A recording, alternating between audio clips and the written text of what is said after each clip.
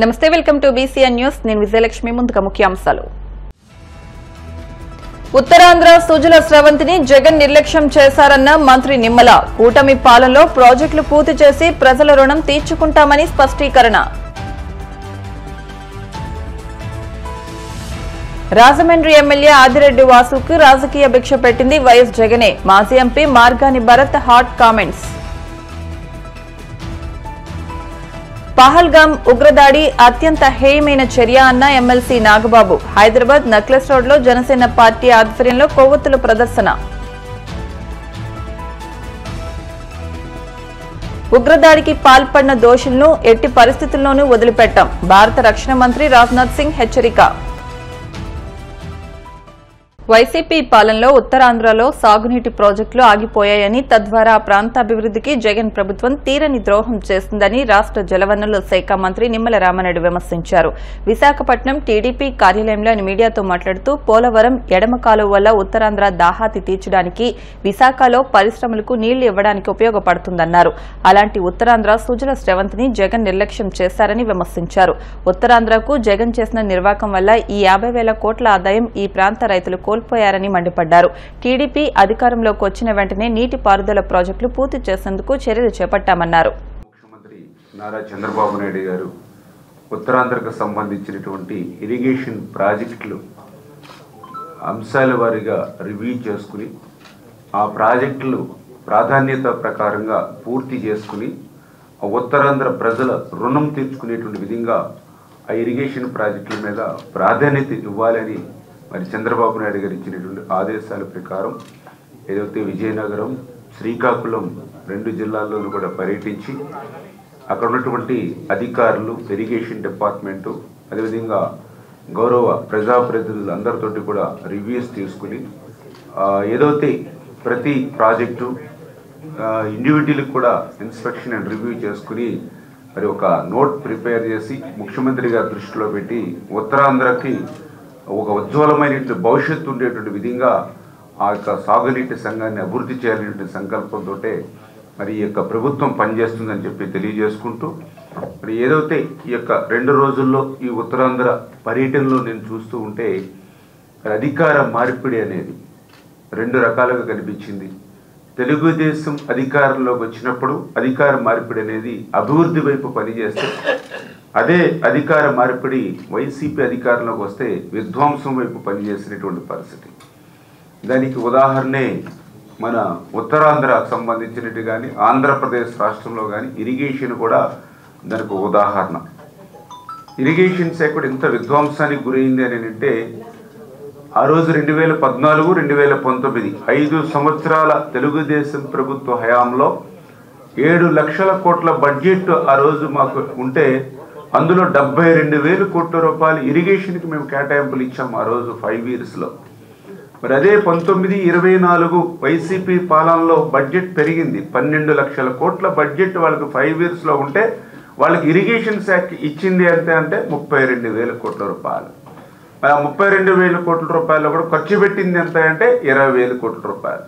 అందులో కూడా మళ్ళీ వాళ్ళ సగం పనులు అవినీతికే పోయినటువంటి పరిస్థితి. అంటే ఎంత డిఫరెన్స్ ఉందో చూడండి. 7 లక్షల కోట్ల బడ్జెట్ ఉన్నప్పుడు 72,000 కోట్లు మనం పెట్టాం. 12 లక్షల కోట్ల బడ్జెట్ ఉన్నప్పుడు 32,000 కోట్ల రూపాయలు మరి పెట్టి ఏ రకంగా ఇరిగేషన్ విధ్వంసం చేశారు. మళ్ళీ ఈరోజు అధికారంలోకి వచ్చింది ప్రజాప్రభుత్వం. ఏదైతే ఆ రోజు ఓటాన్ అకౌంట్ బడ్జెట్ కానీ మొన్న మార్చిలో పెట్టినటువంటి బడ్జెట్ కానీ అంటే మొదటి 9 నెలల్లోనే ఇరిగేషన్ శాఖకు 35,000 కోట్లు అంటే ఓటాన్ అకౌంట్లో 17,000 అదేవిధంగా మొన్న 18,000 అంటే వాళ్ళు 5 సంవత్సరాల్లో 32,000 కోట్ల రూపాయలు వైసీపీ పాలనలో ఇరిగేషన్ పెడితే మొదటి 9 నెలల్లోనే 35,000 కోట్ల రూపాయలు ఇవాళ ఇరిగేషన్ శాఖకు ఈ యొక్క ఎన్డీఏ ప్రభుత్వం మరి ఈవేళ కేటాయింపులు ఇచ్చింది అంటే ఇరిగేషన్ శాఖకు ఎంత ప్రాధాన్యత ఈ తెలుగుదేశం జనసేన బీజేపీ ప్రభుత్వం ఇస్తుందనేది ఇదే ఒక ఉదాహరణ. చూసాం ఏదైతే గత 5 సంవత్సరాల వైసీపీ పాలనలో ఎక్కడ ఏ ప్రాజెక్టులో కానీ ఏ రిజర్వాయర్లో కానీ ఏ కెనాల్లో కానీ ఏ డ్రైన్లోను కానీ 5 సంవత్సరాల్లో ఎక్కడ కూడా ఒక తట్ట మట్టి సిల్ట్ తీసినటువంటి పరిస్థితి లేదు. నిన్న కూడా ఉత్తరాంధ్ర విజయనగరం శ్రీకాకుళం జిల్లాలు తిరుగుతూ ఉంటే ఈవేళ వర్షాలు సమృద్ధిగా పడ్డాయి. నీళ్లు పంపిద్దామని అంటే ఆఖరి ఎకరానికి వెళ్ళేటువంటి పరిస్థితి లేదు. ఏ కాలువ చూసినా పూర్తిగా శాండ్ తోటి మట్టితోటి పూడికి అయిపోయినటువంటి పరిస్థితి. కనీసం మెయింటెనెన్స్ గత 5 సంవత్సరాలు లేనటువంటి స్థితిలో మరి వేళ చొక్క నీరు కిందకి వెళ్ళేటువంటి పరిస్థితి లేదని ఆవేదన వ్యక్తం చేసినటువంటి పరిస్థితి చూసాం. అదేవిధంగా ఏదైతే లాకులు ఉన్నాయి, డోర్స్ ఉన్నాయి, షట్టర్స్ ఉన్నాయి, రోప్స్ ఉన్నాయి, మరామతులు మాటటుంచి కనీసం గ్రీజ్ పెట్టి మెయింటెనెన్స్ చేయనటువంటి స్థితి కూడా మరి నిన్న ఉత్తరాంధ్రలో ప్రాజెక్టులోను రిజర్వాయర్లోను 5 సంవత్సరాల విధ్వంస పాలన ఫలితం ఏంటనేది నిన్న కూడా మేము క్లియర్గా చూడటం జరిగింది. ఎంత దురదృష్టం అంటే ఇరిగేషన్ శాఖకు అత్యంత కీలకంగా ఉండేటువంటి లస్కర్లు, క్రింది స్థాయిలో పనిచేసేటువంటి లస్కర్లు కూడా జీతాలు ఎగ్గొట్టి మరి సంవత్సరం బకాయిలు పెడితే ఆ లస్కర్ల జీతాలు కూడా మళ్ళీ ఈ ప్రభుత్వం మళ్ళీ వాళ్ళకి చెల్లించినటువంటి పరిస్థితి మీరందరూ చూశారు. ఏదైతే ఈవేళ లిఫ్ట్ ఇరిగేషన్ నిన్న కూడా ఉత్తరాంధ్రలో చూసాం. చాలా నియోజకవర్గాల్లో లిఫ్ట్ ఇరిగేషన్ అనేది చాలా కీలకం పాత్ర పోషిస్తూ ఉంది. 5,000 ఎకరాలు, 10,000 ఎకరాలు, 15,000 ఎకరాలకి లిఫ్ట్ ఇరిగేషన్ కానీ, అదేవిధంగా ట్యాంక్స్ మైనర్ ఇరిగేషన్ కానీ చాలా కీలకం. మరి దురదృష్టం ఈవేళ ఆంధ్రప్రదేశ్ రాష్ట్రంలో 1040 లిఫ్ట్ స్కీమ్స్ ఉంటే అందులో 450 లిఫ్ట్ స్కీమ్స్ 5 సంవత్సరాల పాలనలో ఫలితంగా మూతపడినటువంటి పరిస్థితి. నిజంగా దగ్గర దగ్గర 4,50,000 ఎకరాలకు మరి ఈవేళ సాగునీరు అందనటువంటి పరిస్థితి ఈ లిఫ్ట్ స్కీమ్స్ మూతపడినటువంటి స్థితి. అంటే ఒక విధ్వంసమైనటువంటి పాలన అధికార మార్పిడి ద్వారా వస్తే ఎంత విధ్వంసం జరుగుతుందో ఈవేళ మా ఇరిగేషన్ శాఖలో ప్రత్యక్షంగా మేము ఏ ప్రాంతానికి వెళ్ళినా కూడా కళ్ళకు కట్టినట్లు కనిపిస్తున్నటువంటి పరిస్థితి. అందుకు మరొక ఉదాహరణ పోలవరం ప్రాజెక్టు. ఆ రోజు 14-19లో 5 సంవత్సరాల్లో 72% ఆ రోజు చంద్రబాబు నాయుడు గారు పోలవరాన్ని పూర్తి చేస్తే మరి ఈ యొక్క విధ్వంస పాలనలో పోలవరం కూడా దానికి మినహాయింపు కాదు. 18 నెలలు కష్టపడి నిర్మాణం చేసినటువంటి డయాఫ్రమ్ వాల్ మరి ఈవేళ వైసీపీ పాలనలో ధ్వంసం చేసినటువంటి పరిస్థితి. 440 కోట్ల రూపాయలతో ఆ రోజు నిర్మాణం చేస్తే మరి ఆ ధ్వంసమైన డయాఫ్రమ్ వాల్ని మళ్ళీ నూతనంగా కొత్త డయాఫ్రమ్ వాల్ ఇవాళ మళ్ళీ 990 కోట్ల రూపాయలతోటి మళ్ళీ కొత్తగా మనం నిర్మాణం చేసుకోవాల్సిన పరిస్థితి వచ్చింది అని అంటే మరి ఈవేళ జగన్మోహన్ రెడ్డి విధ్వంసానికి టీడీపీ ఎమ్మెల్యే ఆదిరెడ్డి వాసుకు రాజకీయ భిక్ష పెట్టింది వైసీపీ అధినేత జగన్మోహన్ రెడ్డి అని మాజీ ఎంపీ మార్గాని భరత్ పేర్కొన్నారు. రాజమండ్రిలో మెజార్టీ రావడానికి వాసు గొప్పతనం ఆయన కుటుంబం గొప్పతనం కాదని స్పష్టం చేశారు. టీడీపీ నుంచి ఆదిరెడ్డి కుటుంబాన్ని తరిమేస్తే వైఎస్ జగన్ రాజకీయ భిక్ష పెట్టారని గుర్తు చేశారు. ఇటీవల బొలినేని ఆసుపత్రిలో మృతి చెందిన యువతికి ప్రభుత్వం తరపున ఇప్పటి వరకు ఎటువంటి సహాయం అందించలేదని తప్పుపట్టారు. రాజమండ్రిలో అవినీతి జరగకుండా కాపాడే ప్రయత్నం చేస్తున్నానని, నగరంలో అధికార పార్టీ నేతలు భూములు కబ్జా చేసే ప్రయత్నాలు అడ్డుకుంటున్నామన్నారు. బెల్ట్ షాపులు, మద్యం దుకాణాల వద్ద అనధికార పర్మిట్ రూముల విషయంలో ఖచ్చితంగా ఆందోళన చేస్తామని భరత్ హెచ్చరించారు. ఇప్పుడు ఈ మధ్యకాలంలో ఒక ప్రబుద్ధుడు ఈవీఎం ఎమ్మెల్యే గారు ఉన్నాడు, రాజమండ్రి ఈవీఎం ఎమ్మెల్యే. ఈయన రాజమండ్రి పరువు ఏ రకంగా తీస్తా ఉన్నాడు అనేది చూస్తా ఉన్నాం. మన అందరికీ కూడా తెలుసు ఏంటంటే ఈ మధ్యకాలంలో గవర్నమెంట్ హాస్పిటల్లో ఒక వృద్ధుణ్ణి జాయిన్ చేశారు. కొంతమంది సామాజికవేత్తలు, కుర్రోళ్ళు అందరూ కూడా, వాళ్ళంతా కూడా సమాజ స్పృహ ఉండి గవర్నమెంట్ హాస్పిటల్లో జాయిన్ చేశారు. వాళ్ళతో ఈయన ఎమ్మెల్యే ఒక వీడియో టేప్ రికార్డ్ చేసుకుని సోషల్ మీడియాలో వదిలేరు. అది ఒక్కసారి ప్లే చేస్తాం. ఒక్కసారి నేను ఇన్ని రోజులు తిరిగాను కానీ మా కమిటీ మెంబర్స్ కూడా టీడీపీ, బీజేపీ, జనసేన చేశారు 4 మెంబర్స్. వాళ్ళ ఐసోలేషన్ వాటి గురించి ఈ రోజు దాకా తీసుకురాలేదు. బహుశా మా వాళ్ళ దృష్టి కూడా రానివ్వకుండా చేసి ఉంటారు, వాళ్ళని బైపాస్ చేసి ఉంటారు. ఇప్పుడు ఐసోలేషన్ వార్డ్ ఎక్కడ ఉందనేది టీడీపీ, బీజేపీ, జనసేన మనుషుల్ని వేశారంట. ఈ ఐసోలేషన్ వార్డ్ని దాచిపెట్టేశారంట. ఇక్కడ గవర్నమెంట్ హాస్పిటల్కి ఆనుకుని ఉంది ఇది, ఆ పక్కనేమో మార్చరీ ఉంది. ఈ ఐసోలేషన్ వార్డు 15 రోజులకి ఒకసారి అక్కడికి వెళ్తా ఉన్నాడు ఈ ప్రబుద్ధుడు అని చెప్తా ఉన్నాడు. మరి చెప్తా ఉన్నప్పుడు ఐసోలేషన్ వార్డ్ని దాచిపెట్టేయడం ఏంటండి నాకు అర్థం కాలే. అసలు ఐసోలేషన్ వార్డులో ఎవరిని పెడతారు? ఇప్పుడు ఆ వ్యక్తి ఒక్కసారి పెద్ద వీడియో పెట్టమ్మా, నేను ఆ పెద్ద వీడియోలో ఒక్కసారి మొత్తం అన్ని కూడా కొంచెం ఓపిక్గా మీడియా కూడా వినాలి. అవగాహన చేసుకోవాల్సిన పరిస్థితులు ఉన్నాయి. ఐసోలేషన్ వార్డుకి తీసుకొచ్చే పేషెంట్స్ సకానికి సగం పైన అన్అటెండెన్స్, అంటే వాళ్ళ అటెండెన్స్ ఎవరు ఉండరు, అంటే కుటుంబ సభ్యులు ఉండరు. అలాగే ఆరోగ్యం చాలా క్షీణించి ఇబ్బందికర పరిస్థితుల్లో వాళ్ళు తీసుకొస్తారు. వైసీపీ అధికారం ఉన్నప్పుడు ఆనాడు ఉన్న ఇప్పుడు ఐసోలేషన్ వార్డుకి ఎవరు తీసుకొస్తారటండి? బాగా క్రిటికల్ గా ఉన్న పరిస్థితుల్లో ఉన్నప్పుడు ఐసోలేషన్ వార్డులో పెడతారు. నాకు అర్థం కాల. క్రిటికల్ గా ఉంటే క్రిటికల్ కేర్ లో పెడతారు, ఐసోలేషన్ వార్డులో ఎవరిని పెడతారు? ఇప్పుడు ఈయనే చెప్తా ఉన్నాడు చాలా క్రిటికల్ స్టేజ్ లో వచ్చాడని ఈయన ఈవీఎం ఎమ్మెల్యే చెప్తా ఉన్నాడు. మరి చెప్తున్నప్పుడు ఐసోలేషన్ వార్డులో ఎందుకు పెడుతున్నారు? అంటే చంపేయడానికా?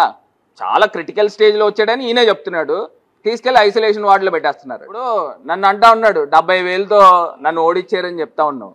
నేను ఒకటి చెప్తా ఉన్నా, రాజమండ్రిలో ఒక విచిత్రమైన పరిస్థితి ఎట్లాగానంటే ప్రతి చోట కూటమి పనిచేసింది, రాజమండ్రిలో చతుర్ముఖ కూటమి పనిచేసింది. అంటే మా పార్టీలో కొంతమందిని వ్యక్తులతో సత్సంబంధాలు పెట్టుకుని ఒక దుష్ట చతుష్టయం అంటారు చూసారా, ఆ టైపు.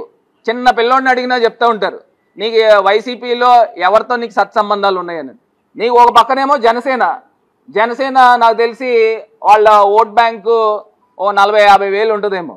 ఇంకో పక్కన బీజేపీ, ఆ బీజేపీకి కూడా కొంతమంది మార్వాడీస్ అని, హిందూస్ అని, కొంతమంది బ్రాహ్మణులని, వీళ్ళందరూ కొంత అట్రాక్ట్ అవుతారు. వాళ్ళు ఒక 20,000 ఓ 25,000 ఓట్లు ఉంటాయేమో.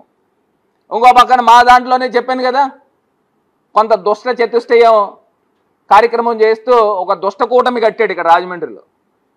కట్టి ఇప్పుడు బయట వాళ్ళని ఎంతమంది అయినా మనం కొట్లాడొచ్చు, ఇంటి దొంగని ఈశ్వరుడైనా పట్లాడంటారు.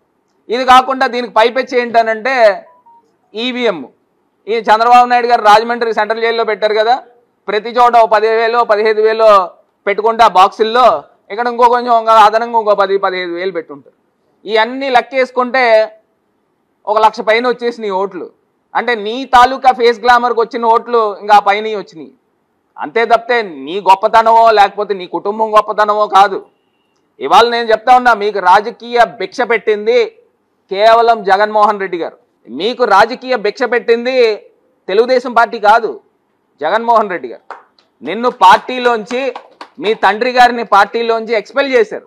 బుచ్చే చౌదరి గారికి వెన్నుపోటు పొడిచావని 2009లో, అప్పుడు చల్లా శంకర్రావు గారికి నువ్వు పనిచేసావని, ఆయన ప్రజారాజ్యంలో ఉంటే ఆయనకి నువ్వు పనిచేసావని, కులాభిమానం చూపించుకున్నావని చంద్రబాబు నాయుడు గారి దగ్గర తీసుకెళ్లి ఆ ఇష్యూ పెడితే నిన్ను పార్టీలోని సస్పెండ్ చేస్తే అప్పుడు జగన్మోహన్ రెడ్డి గారు పార్టీలోకి నువ్వు వచ్చావు. నువ్వు వచ్చిన తర్వాత వచ్చిన ఏకైక ఎమ్మెల్సీ చాలా మా పిల్లి సుభాష్ చంద్రబోస్ గారు ఈయనకి ఇవ్వండి, ఈయన మంచోడు అని ఆయన అడ్వకేట్ చేస్తే నీకు ఇచ్చారు. నీవు ఇచ్చిన దానికి ఏం చేసావు? అక్కడ అధికారంలోకి తెలుగుదేశం పార్టీ వస్తే వెంటనే దూకేసావు, గోడ దూకేసావు. లేకపోతే నీ పరిస్థితి ఏంటి? మీ తాలూకా పరిస్థితి ఏంటి? సామాన్యుడివే. జగన్మోహన్ రెడ్డి గారు నీకు రాజకీయ భిక్ష పెట్టారు, అది మర్చిపోబాక. జమ్మూ కాశ్మీర్లోని బైసరన్ ప్రాంతంలో పర్యాటకులపై జరిగిన దాడిని ముక్తకంఠంతో ఖండిస్తున్నామని జనసేన ఎమ్మెల్సీ నాగబాబు స్పష్టం చేశారు. పర్యాటకులపై ఉగ్రవాదుల దుశ్చర్యను ఖండిస్తూ మృతులకు సంతాపం తెలియజేయాలని పార్టీ అధ్యక్షుడు పవన్ కళ్యాణ్ పిలుపు మేరకు హైదరాబాద్లోని నక్లెస్ రోడ్లో నిర్వహించిన కొవ్వొత్తుల ర్యాలీలో నాగబాబు పాల్గొన్నారు. ఈ సందర్భంగా ఆయన మాట్లాడుతూ పర్యాటకులపై ఉగ్రవాదులు చేసిన దాడి హేయమైన చర్య అని అన్నారు. ఈ సంఘటన పట్ల ఉప ముఖ్యమంత్రి పవన్ కళ్యాణ్ తీవ్ర మనోవేదనకు గురయ్యారన్నారు. బాధిత కుటుంబాల వేదన కలిచివేస్తోందని, మరోసారి ఇటువంటి ఘటనలు జరగకుండా చర్యలు తీసుకోవాలని కేంద్ర ప్రభుత్వాన్ని కోరారు. ఈ ఉగ్రవాదుల దాడిని జనసేన పార్టీ, మా ప్రెసిడెంట్ గారు, మా మిగిలినటువంటి జనసేన నాయకులు అందరి తరఫున ముక్తకంఠంతో మేము ఖండిస్తున్నాం. సో మా ప్రెసిడెంట్ గారి సూచనల మేరకి మేము ఈరోజు కొవ్వొత్తులతో చనిపోయిన వారికి మా సంతాపం ప్రకటిస్తూ ఈ ర్యాలీ నిర్వహించాం. ముఖ్యంగా మా ప్రెసిడెంట్ గారు ఈ విషయంలో చాలా మనోవేదనకు గురయ్యారు. సో చనిపోయింది ఒక ఇన్నోసెంట్ సివిలియన్స్, వాళ్ళ మీద ఇలా దారుణమైనటువంటి ఈ యొక్క హత్యాకాండని మేము ముక్తకంఠంతో జనసేన తరఫున, జనసేన నాయకుల తరఫున మేము ఖండిస్తున్నాం. we request central government and we request government of India to take strong action. ఈ యొక్క ఉగ్రమూకల్ని సరైనటువంటి గుణపాఠం చెప్పి మరొకసారి ఇలాంటి ఉగ్రమూకల దాడి నుంచి మనకెప్పటికీ, మన భారతీయులు ఎవరికి కూడా ఎటువంటి ఆపద రాకూడదు, ఎటువంటి కష్టం రాకూడదు. నిజంగా చనిపోయిన వాళ్ళ యొక్క అనుభవాలు వింటున్నా, లేకపోతే ఆ విజువల్స్ చూస్తున్నా మనసు కలిచివేస్తుంది. ఆ స్థానంలో మనవాడునో లేకపోతే నేను లేకపోతే నావాడు లేకపోతే మనవాడు ఎవరున్నా ఎంత మనవేదన గురవుతామో మనందరం అర్థం చేసుకోవాలి. అది ఎవరికో జరిగింది కాదు, మన ఇంటిలో మన మీద జరిగిన దాడిగానే దీన్ని చూసుకొని మనందరం ప్రతిస్పందించాలని చెప్పి మా ప్రెసిడెంట్ గారు మాకు చెప్పడం వల్ల ప్లస్ ఆయన యొక్క ఆలోచనలు మేము ముందుకు తీసుకెళ్తున్నాం. ఎవరైతే దాడి చేశారో వాళ్ళని తీవ్రంగా శిక్షించాలని చెప్పి గవర్నమెంట్ ఆఫ్ ఇండియాకి మేము అభ్యర్థిస్తున్నాం. ఇప్పుడు కాసేపు ప్రకటనలు.